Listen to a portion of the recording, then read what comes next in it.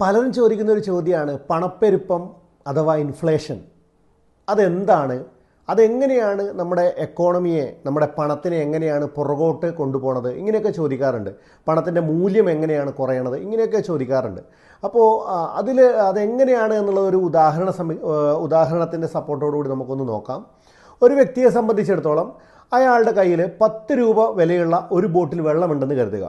ആ 10 രൂപ വിലയുള്ള ആ ഒരു ബോട്ടിൽ വെള്ളം ഒരു വ്യക്തി ആവശ്യപ്പെടുകയാണ്, എനിക്ക് ആ വെള്ളത്തിൻ്റെ ആവശ്യമുണ്ട്, സോ ഞാൻ നിങ്ങൾക്ക് 10 രൂപ തരാം.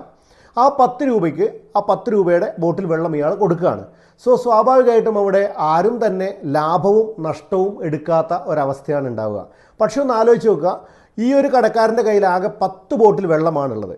ഈ 10 ബോട്ടിൽ വെള്ളത്തിന് 10 ആവശ്യക്കാരന് പകരം അവിടെ 100 ആവശ്യക്കാർ വരികയാണ്.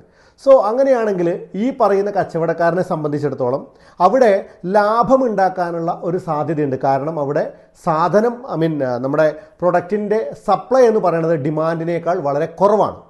സോ സ്വാഭാവികമായും ഈ വ്യക്തി 10 രൂപയുടെ ബോട്ടിൽ വെള്ളത്തിന് 11 രൂപ അല്ലെങ്കിൽ 12 രൂപ ഉണ്ടാക്കുകയാണ്, അല്ലെങ്കിൽ 12 രൂപ നിശ്ചയിക്കുകയാണ്. പക്ഷേ അവിടെ വരുന്ന എല്ലാവരും തന്നെ അവരുടെ കയ്യിൽ പണം ഉള്ളത് കൊണ്ട് തന്നെ 12 രൂപ കൊടുക്കാനും തയ്യാറാണെങ്കിൽ സ്വാഭാവികമായി എന്താ സംഭവിക്കുക?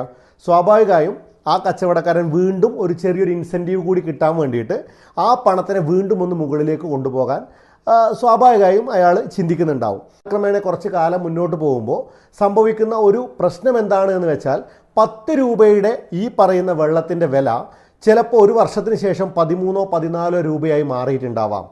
ഇതാണ് ശരിക്കും ബേസിക്സ് ഓഫ് ഇൻഫ്ലേഷൻ എന്ന് പറയുന്നത്. കാരണം ആൾക്കാരുടെ പർച്ചേസിങ് കപ്പാസിറ്റി കൂടുമ്പോൾ, ആൾക്കാരുടെ കയ്യിൽ കാശിൻ്റെ അവൈലബിലിറ്റി കൂടുമ്പോൾ, ആൾക്കാർ സാധനങ്ങളുടെ വില അവരറിയാതെ തന്നെ മുകളിലേക്ക് ഉയർത്തുന്ന ഒരു പ്രക്രിയയുടെ പേരാണ് ഇൻഫ്ലേഷൻ.